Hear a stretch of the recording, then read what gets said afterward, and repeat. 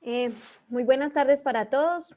Eh, Nuevamente les doy las gracias por hacer parte de esta invitación que les hace la red de apoyo hoy con el tema de resolución de conflictos. Desde la Universidad Católica, pues les queremos estar como renovando los temas de interés para ustedes y esperamos pues que hoy no sea la excepción. Les recuerdo que al finalizar este webinar queda grabado y guardado en nuestra página de YouTube, que les enviaré pues el link para que ustedes lo puedan tener y replicar con sus compañeros, por los que no pudieron asistir de pronto. Les recuerdo pues también que la red tiene otras actividades que les ofrece, no solo desde esta parte educativa, sino también desde la parte de bienestar y de salud, como es lo bienestar en casa, ¿cierto? Que les tiene diferentes eh, actividades alrededor de la semana. Entonces, muchas gracias por estar acá y los voy a dejar entonces con el profesor John Edier Jaramillo, quien es el que hoy nos va a dictar esta conferencia, y les recuerdo que al finalizar pues tendremos nuestro espacio de preguntas a través del chat o a través del micrófono solicitándolo pues porque todos lo tenemos bloqueado para que no tengamos ninguna interferencia. Muchas gracias a todos y entonces le doy paso a John Edier. Muchas gracias, Daniela. Eh, Gracias a todas las personas que hoy se encuentran acá conectadas y que están dispuestas como a escucharnos en este tema tan importante que es el tema de resolución de conflictos. Primero, extenderles un deseo eh, por su salud, que estén bien, que todas las personas que se encuentran aquí conectadas estén bien de salud, y ese saludo extenderlo también a sus familiares y a sus amigos en estos momentos tan difíciles que estamos pasando, toda la humanidad, y que tendremos que cuidarnos demasiado para poder superar esta situación. Un saludo también muy especial a esta red. Me parece una iniciativa genial, esta red de apoyo, un espacio de interacción para el tejido social, toda vez que esta construcción de tejido social es una construcción que desde las instituciones educativas, que desde la academia, desde las organizaciones sociales, desde todos los sectores, se tiene que aportar a ella. Hay que aportar permanentemente desde nuestro quehacer cotidiano en esos lugares, en esos espacios. El tejido social cada vez debe estar más sano, debe estar mejor entretejido, mejor cultivado para poder así afrontar todas estas dificultades que como sociedad tenemos que enfrentar. Un saludo también muy especial a la Universidad Católica de Manizales por hacerme esta invitación. Nuevamente reitero un saludo a los docentes que aquí se encuentran, a los directivos, a los profesores, a las madres, bueno, a todas las personas que nos van a acompañar hoy. Como le decía Daniela, nuestra intervención hoy tiene que ver con el tema de resolución de conflictos. Mi nombre es John Edier Jaramillo Ferro. Eh, Desde hace algún tiempo, en los procesos formativos en los que me he involucrado, he venido adelantando eh, actividades que tienen que ver con responder esas preguntas por la paz, por la construcción de paz, y por ende eso me ha llevado a estos escenarios de entender el tema de los conflictos. Yo soy egresado de la Universidad del Valle de un programa que tiene como nombre Estudios Políticos y Resolución de Conflictos. Entonces, desde allí he tomado también algunos elementos para traerlos acá. El orden que tengo pensado para el día de hoy, para esta tarde, es el siguiente. Primero, quiero lanzarles unas líneas discursivas para intentar o intencionar nuestra presentación. Esta presentación tiene un sentido. Si bien vamos a hablar de la resolución de los conflictos, la idea no es quedarnos en ese espacio meramente teórico o conceptual, sino tal vez trasladarlo a un escenario problematizador, a un escenario tal vez que nos preguntemos por cómo nosotros afrontamos en el cotidiano ese ejercicio de resolver conflictos.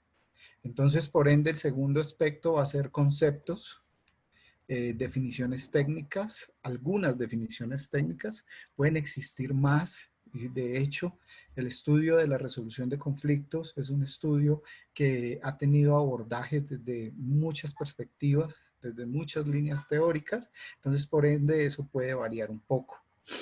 Entonces ahí nos centraremos en esos aspectos conceptuales.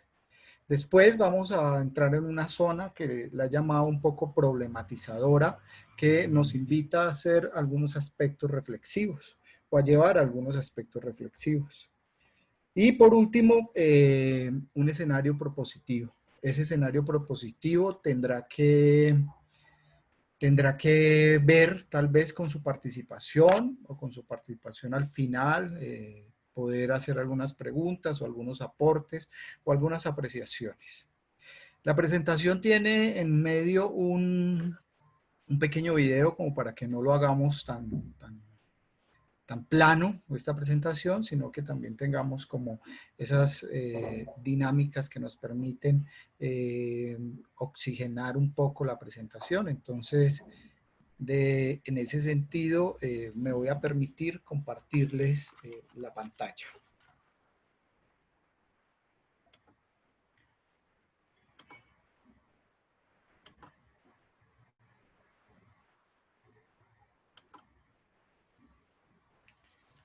¿Me confirman si están viendo la pantalla? Sí, ahí está bien. Listo, perfecto.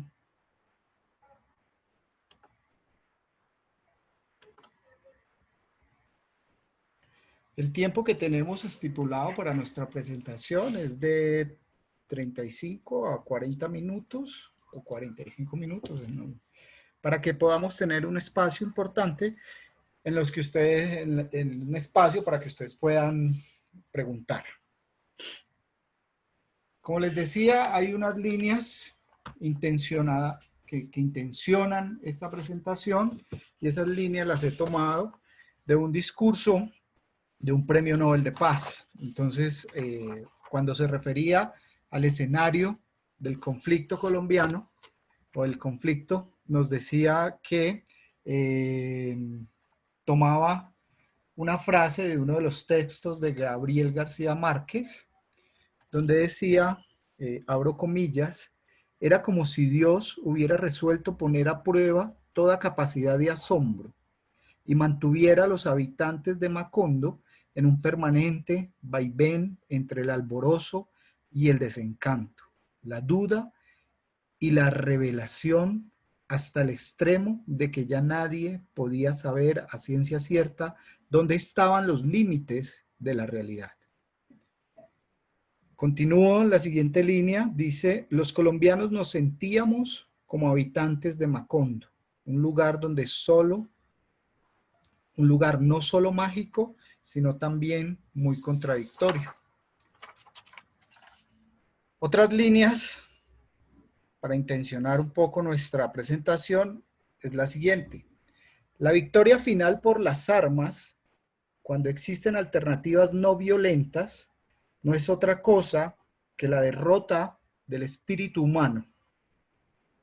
Vencer por las armas, aniquilar al enemigo, llevar a la guerra hasta sus últimas consecuencias, es renunciar a ver en el contrario a otro ser humano o a alguien con quien se puede hablar, dialogar, ojo con esto, respetando la dignidad de todos. Él decía que la palabra enemigo tiene una connotación de lucha pasional y de odio que no corresponde al honor. Humanizar la guerra no es solo limitar su crueldad, sino también reconocer en él, en el contrincante, a un semejante, a un ser humano.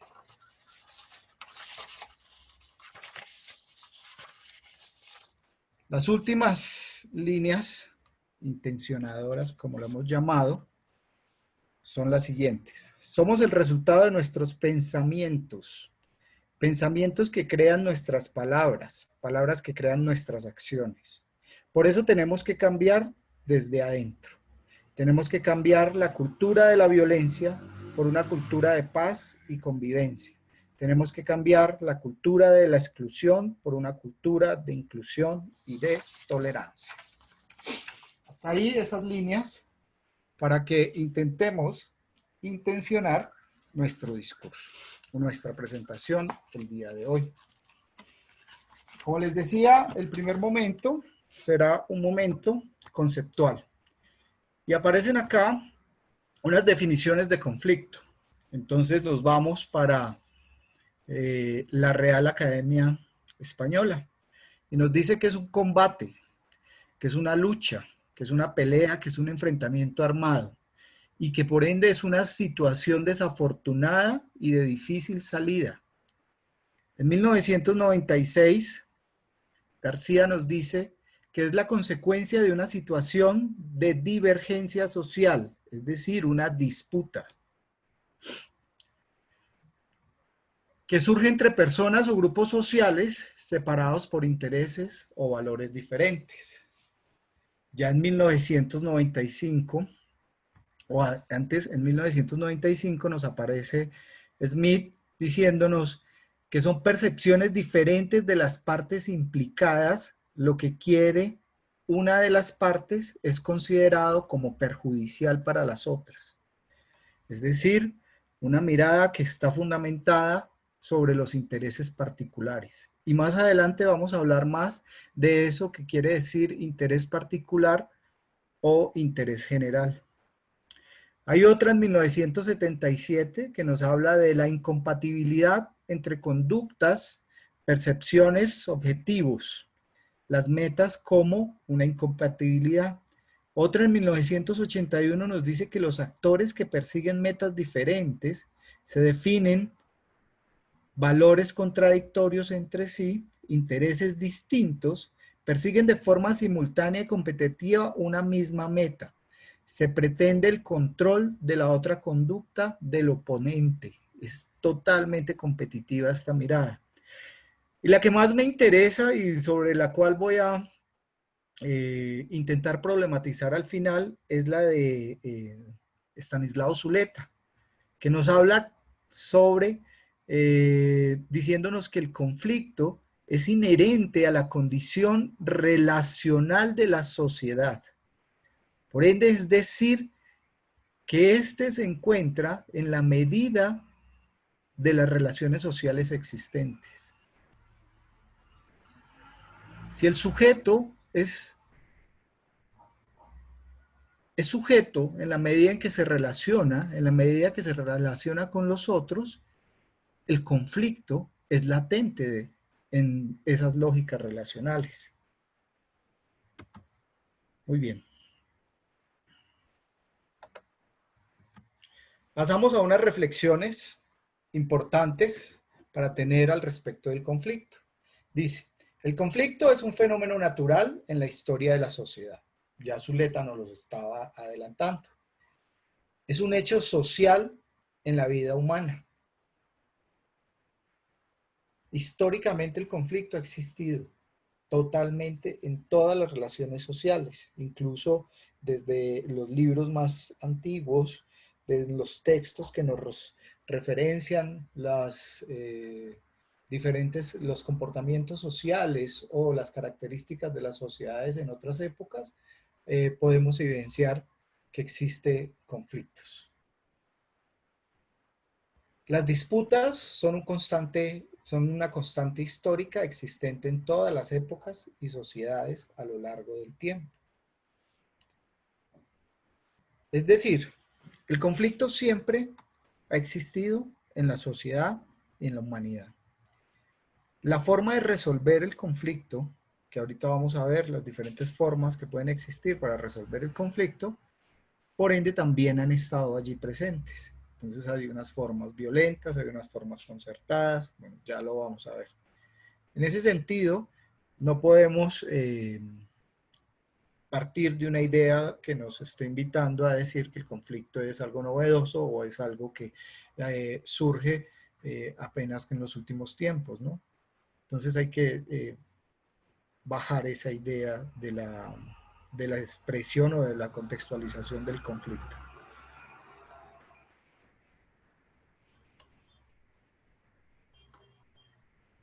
No todo problema es un conflicto, igual no toda disputa implica un conflicto. El pseudoconflicto es un malentendido por desconfianza, por mala comunicación y tiene un tono de pelea. Hay diferentes tipos de conflictos. Hay unos conflictos que se llaman conflictos de relación y que es un deterioro de los vínculos afectivos entre personas, sean parejas, sean amigos, sean familiares, etcétera. Hay otro conflicto, que es el conflicto de intereses, que tiene que ver con las metas y los deseos incompatibles, y eso genera cierta divergencia, o por resultado una competitividad. Hay otros conflictos que son los conflictos estructurales, que resolver estos conflictos estructurales es supremamente más complicado. Entonces, desde estructuras opresivas, relacionales, humanas, donde hay escasez de recursos físicos, donde hay problemas de distancia, donde hay proximidad, donde el tiempo también juega un papel muy importante, podemos definir unos conflictos estructurales. Por ejemplo, el acceso a la educación de la población rural. Eso es un componente que genera un conflicto estructural, porque entonces estamos hablando de recursos, estamos hablando de distancias, etcétera.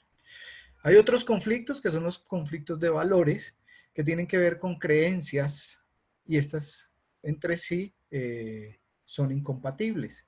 Estas creencias que a partir de estos valores fundamentan lo que es lo bueno y qué es lo malo, qué es la verdad, qué es lo falso, etcétera. Entonces, en ese componente podríamos ver nosotros tipos de conflictos y a esto los hemos llamado los conflictos de valores.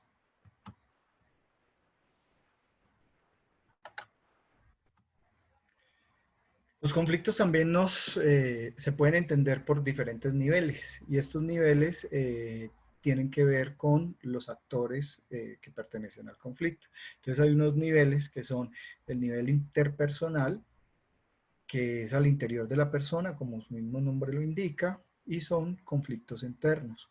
Permanentemente nosotros estamos escuchando en nuestros amigos o en la gente del círculo que permanentemente habitamos o frecuentamos, tengo un conflicto interno, tengo un dilema, tengo una decisión que tomar y eso me está generando un conflicto, ese conflicto es interno y no sé qué decisión tomar. Bueno, esos son conflictos interpersonales. Hay conflictos que son intragrupales y estos son entre grupos de pequeños, familias, grupos de personas, muchas veces clases sociales. Estos conflictos tienen y empiezan a adquirir otras características más complejas para poderlos resolver.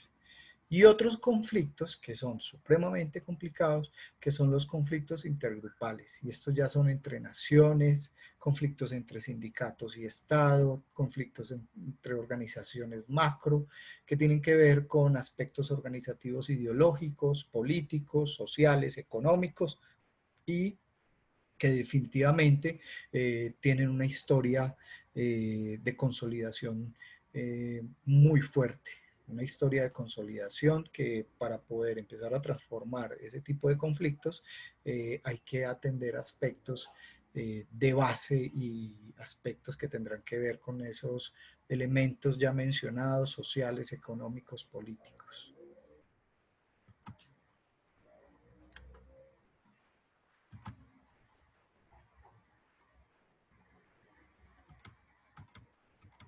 Me pasé.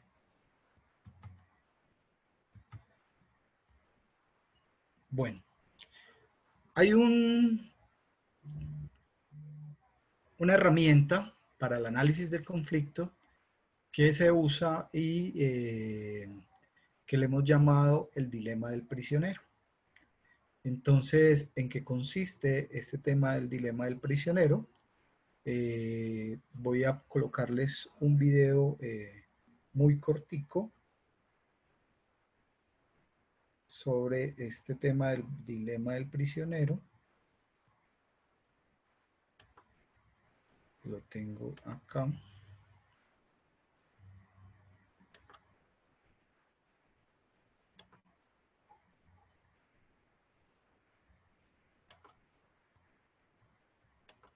Un segundo.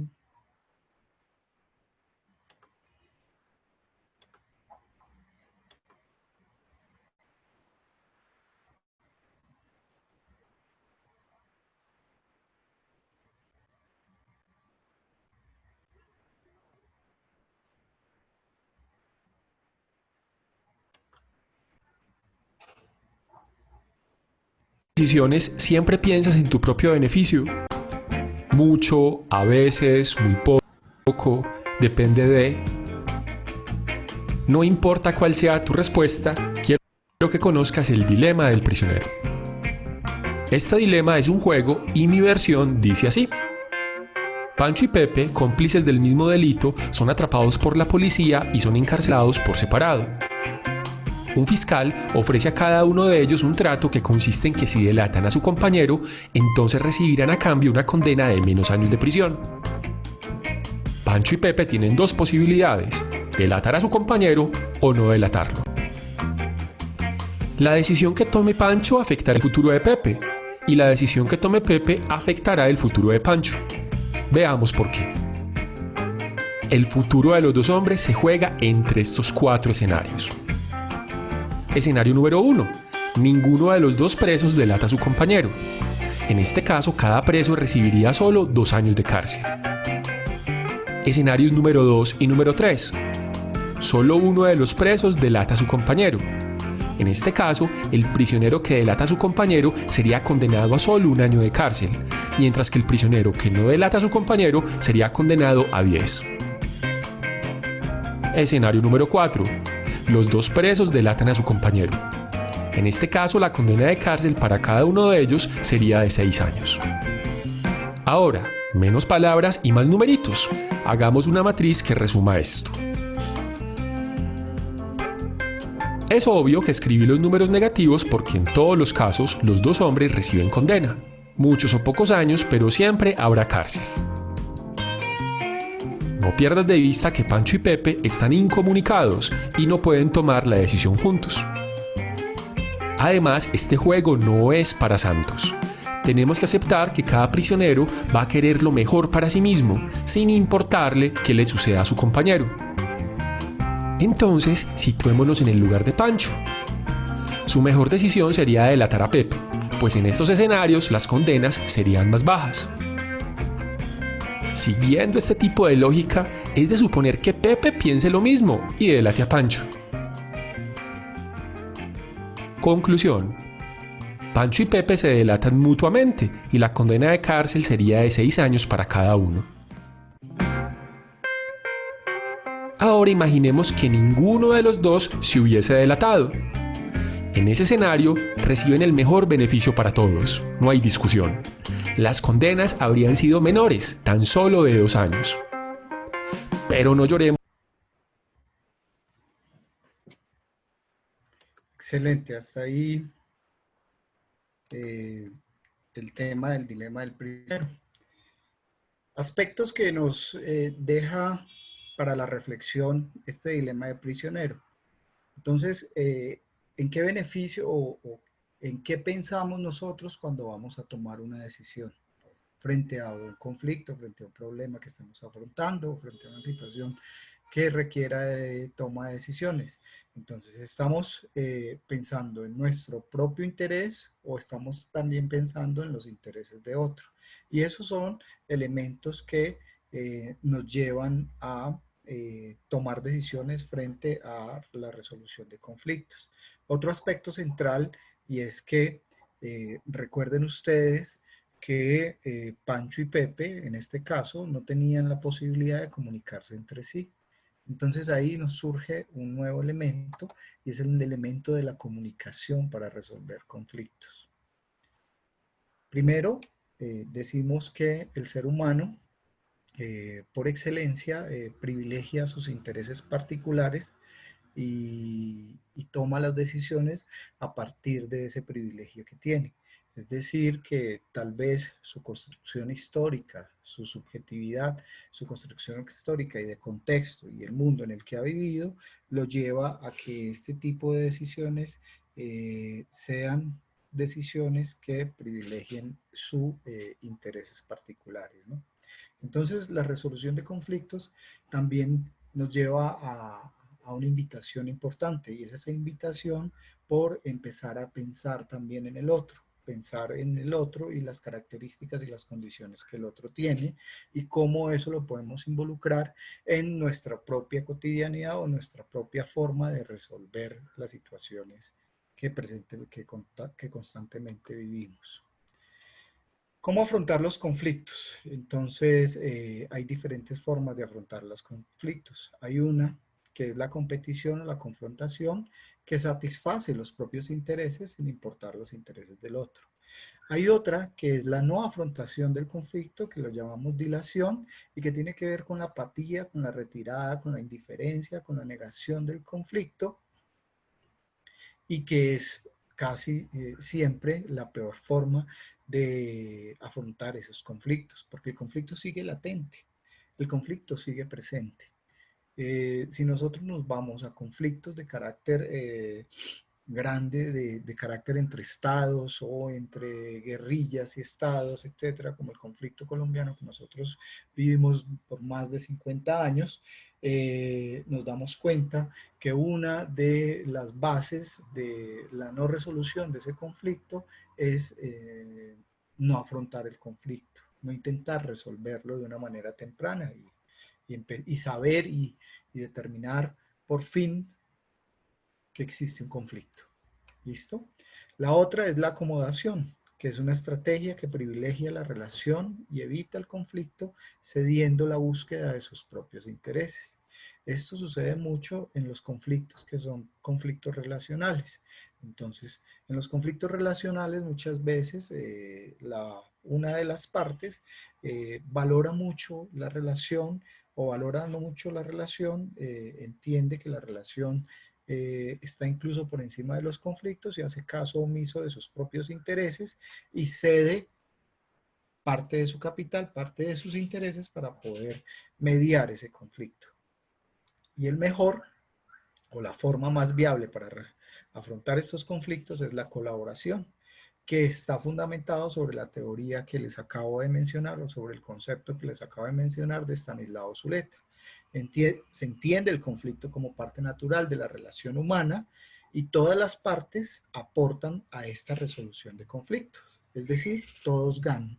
En teoría de juegos, que es otra forma que deriva de este campo importante de la resolución de conflictos, se llama un gana-gana. Entonces, este sería el escenario ideal para resolver nuestros conflictos. Hay unos elementos que apuntan a intensificar el conflicto. Estos elementos los vamos a ver ahora cuando les proponga a ustedes unos pasos para resolver los conflictos. Primero, los actos agresivos. Los actos agresivos, los actos violentos, los insultos son componentes que intensifican el conflicto porque estamos atentando directamente con la dignidad del otro. Y en el caso de la violencia, con su integridad física. Las coaliciones de grupos para incrementar las posturas de fuerza.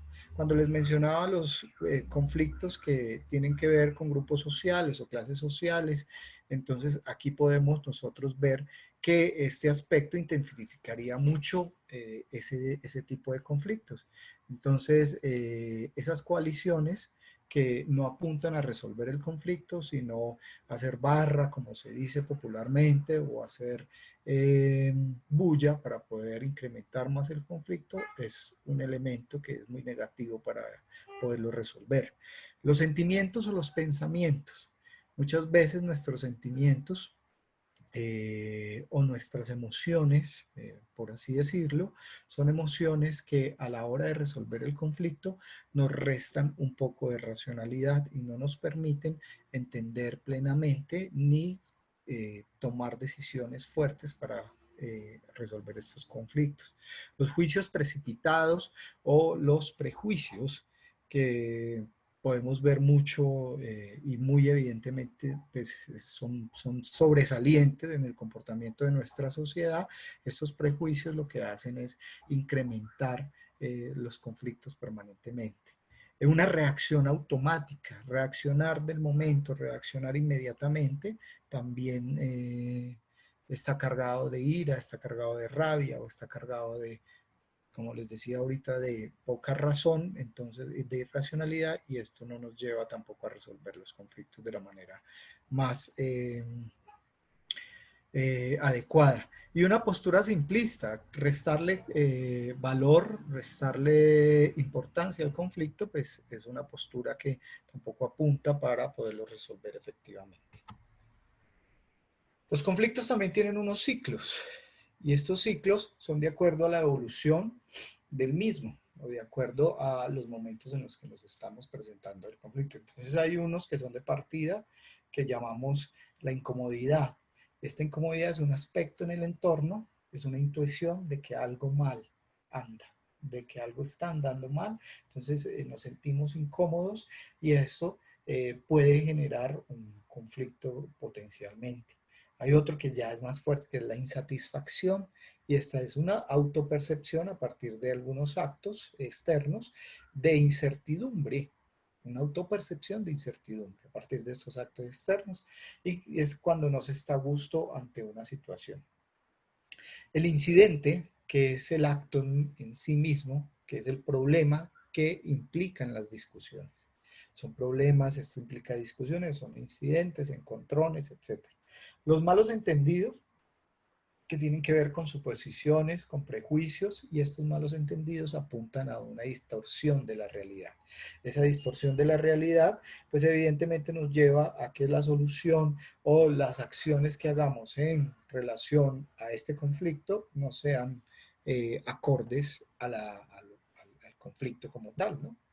La tensión es un escenario cargado de actitudes negativas. Cuando en un ambiente laboral se percibe mucha tensión, se percibe un ambiente muy negativo, pues evidentemente esto es un caldo de cultivo para nuestros conflictos.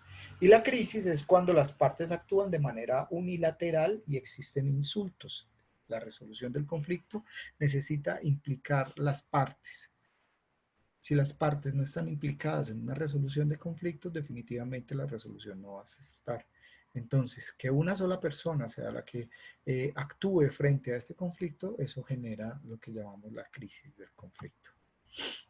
Hay unos elementos para analizar un conflicto o para categorizar un conflicto, para decir esto sí realmente es un conflicto. Si nosotros queremos analizarlo y caracterizarlo y ver como su taxonomía, por así decirlo, empezamos a partir de los siguientes pasos. Entonces hay uno que está relacionado con las personas implicadas y hay otro que está relacionado con la dinámica del proceso. Entonces en las personas implicadas, pues tenemos que tener claro cuáles son los protagonistas del conflicto. Y esos protagonistas, ¿cuál es el poder que tienen? Es decir, cuáles son sus relaciones, cuál es la relación de poder que ellos tienen en medio del conflicto. También hay que tener clarísimo cuál es la visión de cada uno, es decir, cuál es la percepción que tienen del problema cada uno. Porque muchas veces cuando el análisis llega y decimos, bueno, es que la persona A o el actor A y el actor B tienen percepciones totalmente diferentes sobre el conflicto y es evidente que hay un conflicto porque un tercero lo puede determinar, hay que intentar unificar esa percepción a partir del diálogo. Hay unas peticiones iniciales, nos preguntamos cuáles fueron las peticiones iniciales, para ver si continúan o si se han transformado a lo largo del conflicto y cuáles fueron esos intereses que tal vez terminan siendo muy diferentes a las necesidades. Entonces hay que identificar bien esto de los intereses y las necesidades. La dinámica del proceso nos muestra la historia del conflicto, hacerle la línea de tiempo al conflicto, el grado de polarización que se puede tener en medio de este conflicto, qué tipo de comunicación estamos teniendo para resolver los conflictos, cuáles son los vínculos que pueden existir entre las partes y cuáles son los estilos que tienen de afrontamiento de este conflicto.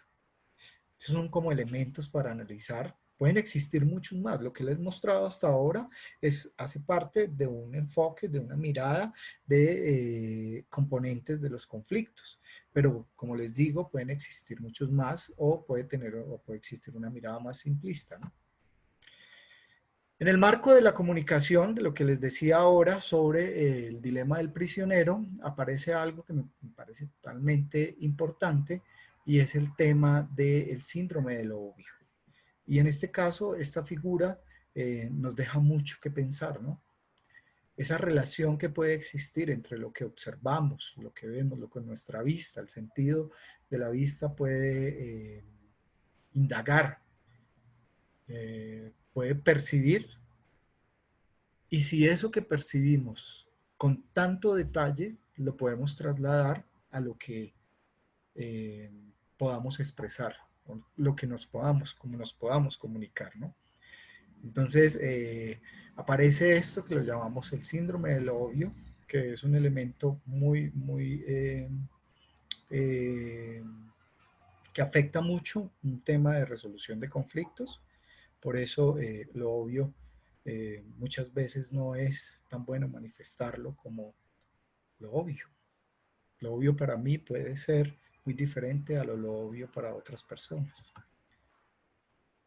Lo lógico genera una obstrucción de información que impide realizar correctamente los procesos, aumenta los errores y muchas veces los riesgos.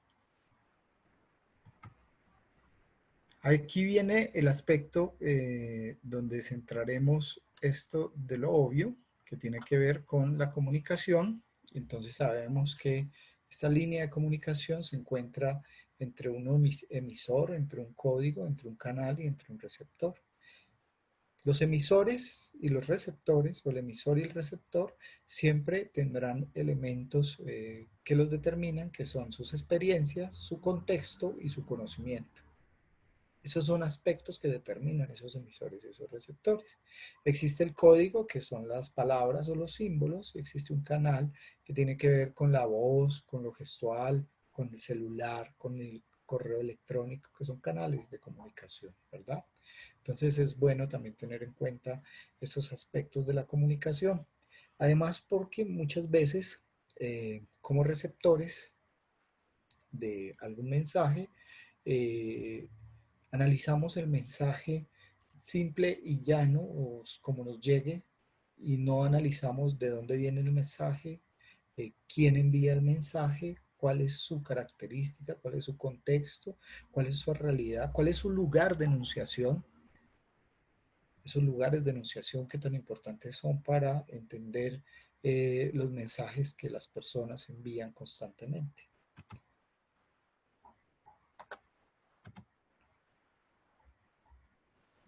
Bueno, lo obvio suele pasar desapercibido precisamente por obvio, una pequeña frase que nos lleva como, yo no sé qué hacer con estas barras. El compartir información de forma desinteresada debe presentarse de manera natural. Al fin y al cabo, lo que para usted es obvio, para otro puede ser una perfecta novedad. Hay que tener en cuenta que no todos los seres humanos estamos sometidos a los mismos flujos de información que nos brinda la capacitación, los medios masivos o la experiencia.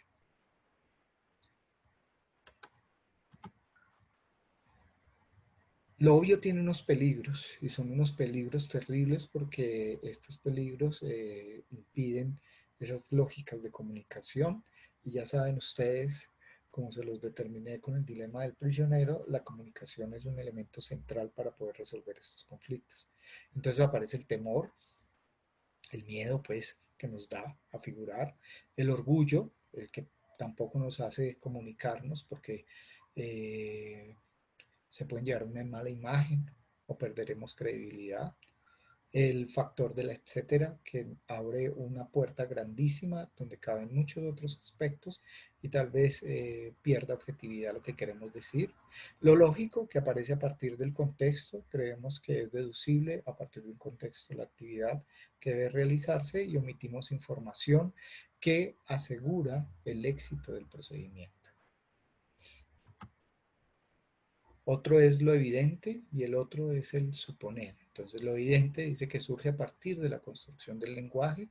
Creemos que el otro es capaz de leernos el pensamiento y que comparte con una sinergia del 100% el sentido de nuestro requerimiento.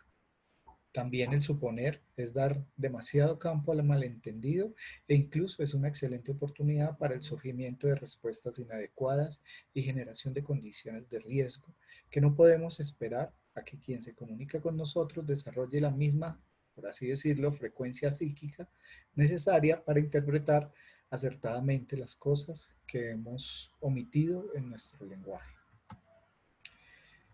Aquí una propuesta de pasos para resolver un conflicto. Estos son los siguientes y esta propuesta de pasos recoge todos estos componentes que les había mencionado a lo largo de esta presentación. Primero, reconocer la existencia del conflicto, identificar y reconocer las causas de un problema. Eso no es fácil, eso es un elemento que requiere de una reflexión y un análisis importante. Muchas veces las causas nefastas de un conflicto, de no resolver bien un conflicto, que son la violencia, que termine en agresiones físicas, en perder la vida, en atentar contra la integridad del otro, pues es porque ni siquiera nos sentamos a pensar que realmente existen conflictos. El segundo es manifestar, ojo, todas las partes implicadas, el deseo de resolver este conflicto. El tercero es buscar el espacio y el tiempo necesario para abordar el problema. No todos los momentos son adecuados ni son los momentos ideales para sentarnos a hablar del problema. Hay que buscar espacios, se recomienda mucho que sean espacios tranquilos, espacios frescos, donde el espacio de las ideas, donde el momento para las ideas sea un momento que pueda ser muy, muy productivo y que puedan salir buenas ideas para poderlo resolver. El tercero es pedir ayuda a un mediador, una mediadora. Para ello es importante tener en cuenta unas condiciones mínimas. Muchas veces si nosotros estamos inmersos en un conflicto y no entendemos ni siquiera el conflicto, una tercera parte que unge de mediador puede ser muy útil. Entonces hay que escuchar a las otras personas sin interrumpir. No hay que dar nada por supuesto. Si no se ha entendido algo, pues es importante preguntar. Hay que reformular frases. El lenguaje en la resolución de conflictos es totalmente importante. Muchas veces nuestros lenguajes son agresivos, son lenguajes ofensivos. Aquí pongo un ejemplo. Tú dijiste, es mejor utilizar la palabra decir yo entendí, o me hago entender, etcétera. O me comprendes, es más agresivo, ¿no? Entonces hay que saber usar los lenguajes. No juzgar, y mucho menos insultar. Esto es totalmente importante, no abandonar el lugar sin haber tomado una solución concreta. Eso nos lleva a la dilación del conflicto. Y eso es terrible porque el conflicto sigue latente y el tiempo no es un buen aliado para la resolución de conflictos cuando los dejamos allí empezados. El otro es no utilizar lo que se haya dicho para divulgarlo después. Eso es terrible. Seguimos con algunos pasos. Producir el mayor número y más variado de soluciones al problema. Obviamente resultará más fácil encontrar salidas a unos conflictos que otros. Llegar a un consenso sobre la solución más equitativa para las partes del conflicto, valorando críticamente todas las alternativas. No podríamos decir que vamos a resolver un conflicto si después de haber hecho todos los puntos anteriores no ponemos en práctica la decisión que se ha tomado. Evaluar los resultados de las decisiones acordadas. Esos son como unos tips para el tema de resolver conflictos. Les quiero dejar aquí, esta es una lectura, Lerach, Enredos, Pleitos y Problemas, una guía práctica para ayudar a resolver conflictos. Bueno, yo creo que el tiempo es justo. Quiero cerrar esta intervención terminando con 3 párrafos que tengo acá, también han sido tomados de uno de los discursos del Premio Nobel de Paz. Entonces dice, en un mundo, amigos míos, apreciados amigos, inicia, en un mundo en que los ciudadanos toman las decisiones más cruciales para ellos y para sus naciones, Empujados por el miedo y la desesperación, tenemos que hacer posible la certeza de la esperanza. En un mundo en que las guerras y los conflictos se alimentan por el odio y los prejuicios, tenemos que encontrar el camino del perdón y la reconciliación.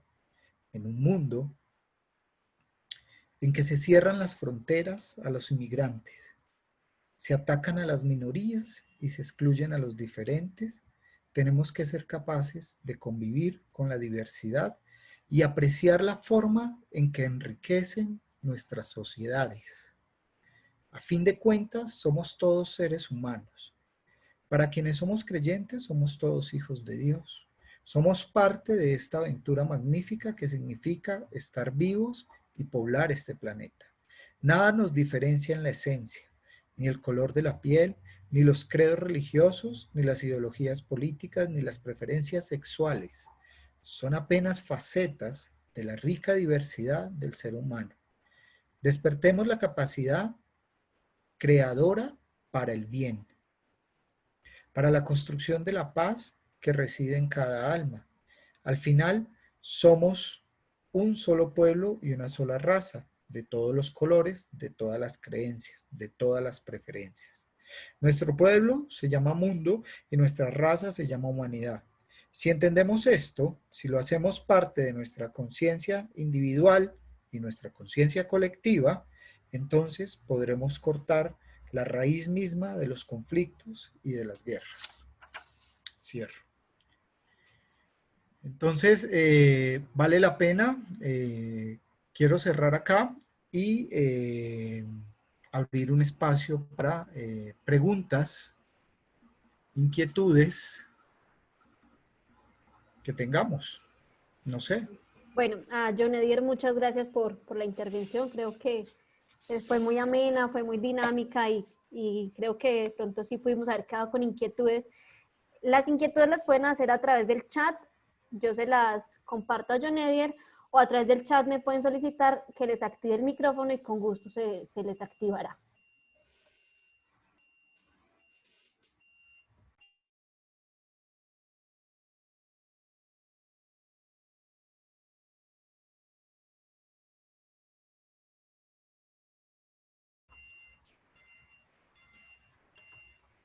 Sí tenemos.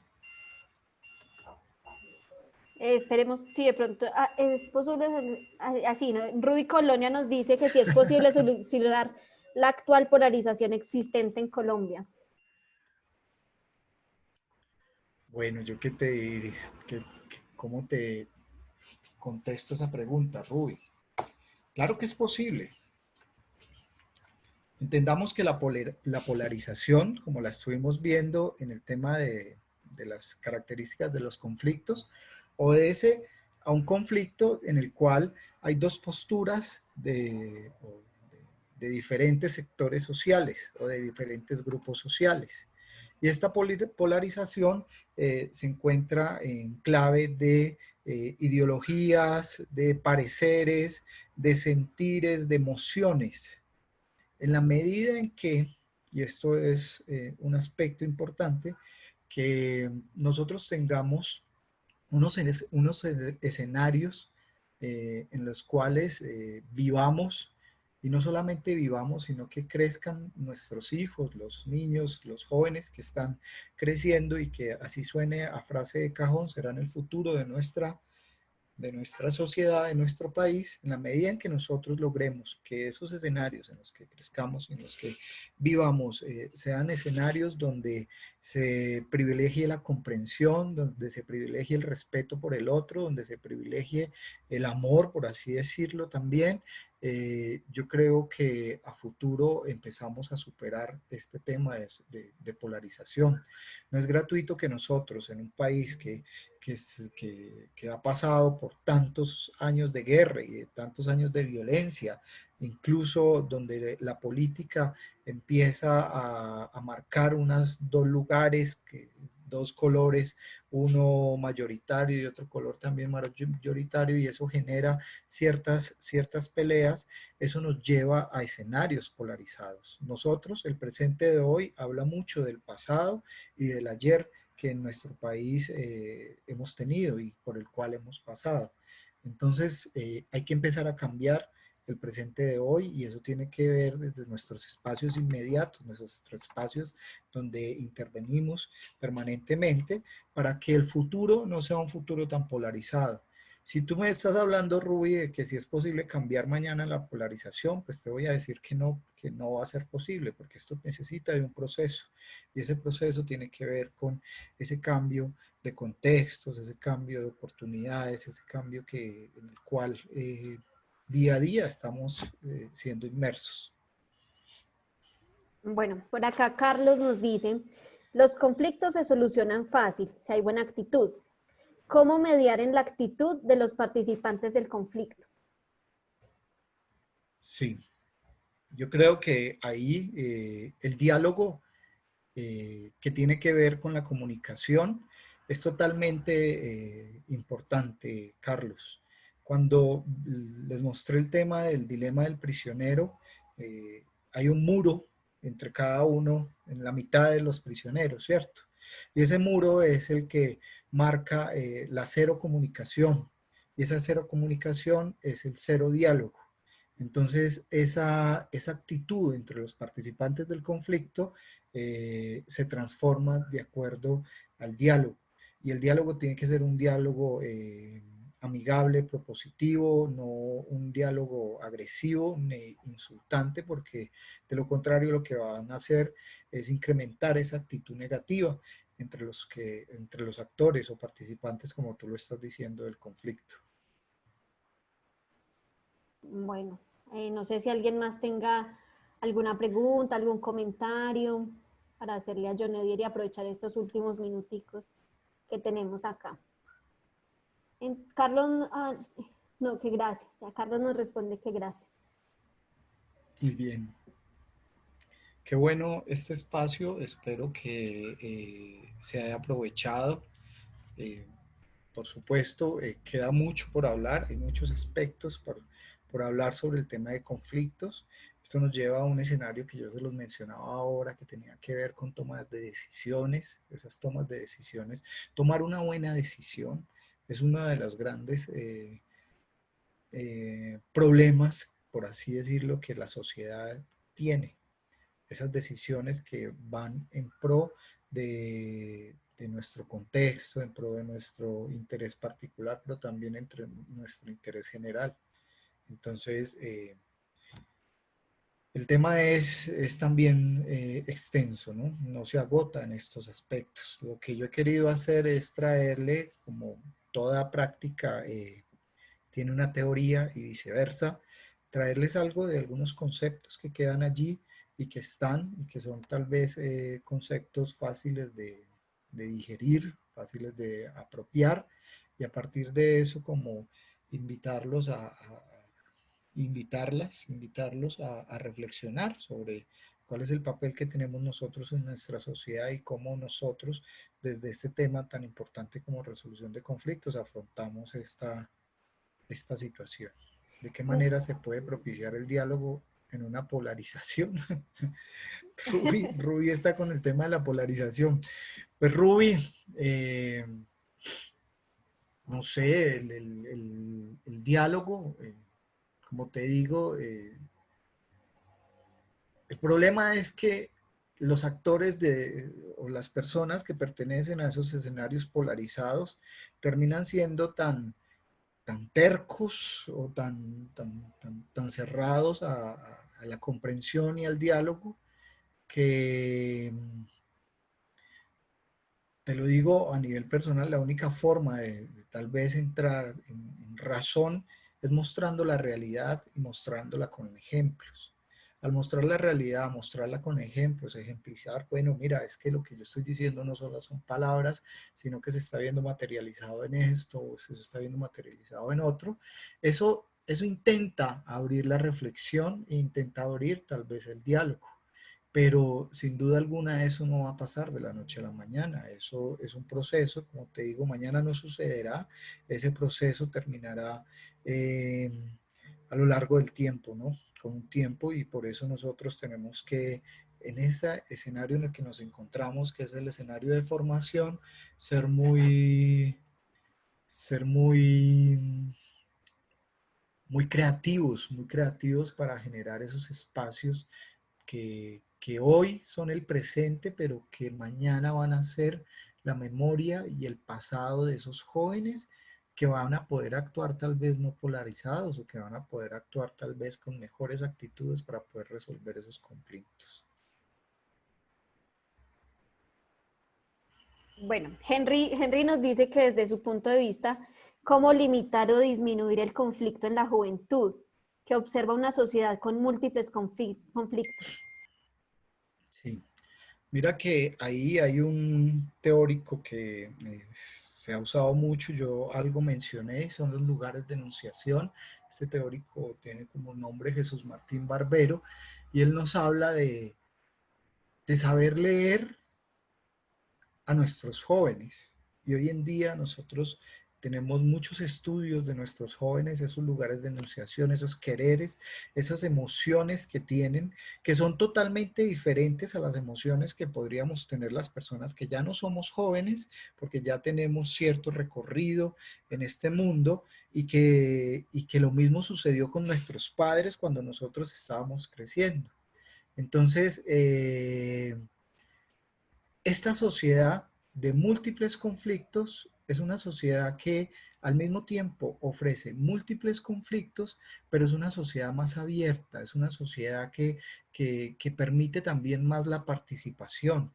Si nosotros hacemos el comparativo con 20 años atrás, pues evidentemente en esta sociedad la participación, la comunicación tiene unas ventajas. Nosotros antes de esta pandemia, nada más una reflexión, criticábamos mucho que nuestros hijos estuvieran pegados en las redes sociales y en los computadores y en los celulares. Entonces la crítica siempre era fuerte, porque vea que estamos aquí sentados, pero ellos también se estaban comunicando en ese momento con sus amigos que están al otro lado del espectro, o al otro lado en otro celular, y ahora nosotros no nos paramos de los computadores. Se convirtió esto en una herramienta que nos ha permitido llegar a comunicar esta humanidad, a comunicar esta sociedad que desafortunadamente está confinada, pero lo importante es que, pongo el ejemplo porque lo importante es poder valorar eh, o entender los fenómenos desde esos contextos o esos lugares en los cuales se están enunciando los sujetos, o desde dónde se están enunciando los sujetos. Bueno, Adriana nos dice pues que muchas gracias por los aportes que contribuyen al mismo tiempo a aprender a solucionar y enfrentar conflictos personales y sociales. Y Yolanda nos dice, nos hace una pregunta, ¿los conflictos son inherentes a la educación en casa? Claro que sí, Yolanda, son inherentes. El conflicto inherente a la sociedad, al sujeto, pero el sujeto en relación, y la casa no se excluye de un escenario de relación. Eh, Nosotros en nuestras casas vivimos con nuestros seres queridos, con nuestra familia, y la familia es un núcleo social también, es la base de nuestra sociedad. Y en ese núcleo social, pues es evidente que surjan conflictos, y máxime cuando ya todo el mundo se tiene que estar, o sea, no tenemos espacios de esparcimiento en el exterior, sino que todo se traslada a la casa. Lo importante es saberlos mediar y saberlos resolver. Y claro, y esto empieza a generar ciertos conflictos.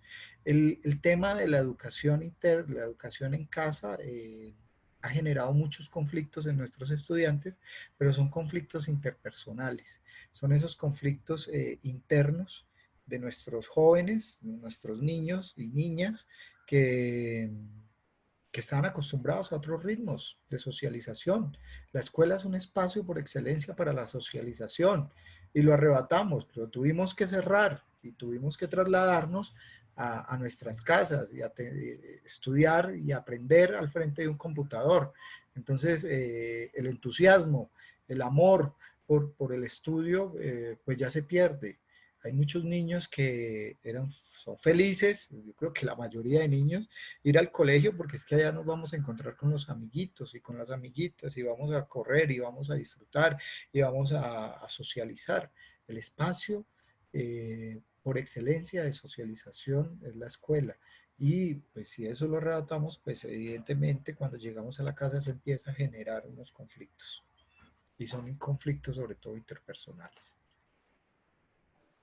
Bueno, yo creo que podemos ir haciendo el cierre. Pues les agradecemos a todos por la asistencia. Creo que pues si de pronto quedan dudas nos pueden escribir al correo y se las compartiremos pues también a John Edier. Les recuerdo que este webinar queda guardado y les compartiré el link de YouTube donde queda pues toda la grabación de lo de hoy para que lo puedan compartir con sus compañeros los que no pudieron asistir o con demás personas que tengan el interés del tema. Muchas gracias a todos y nuevamente gracias por estar acá. Les recuerdo pues que próximamente les estaremos enviando invitaciones de nuevos webinars con nuevos temas y muchas gracias a todos. Feliz tarde. Muchas gracias, Daniela. Muchas gracias también a todas las personas que se conectaron y espero que haya sido muy útil este pequeño espacio que compartimos.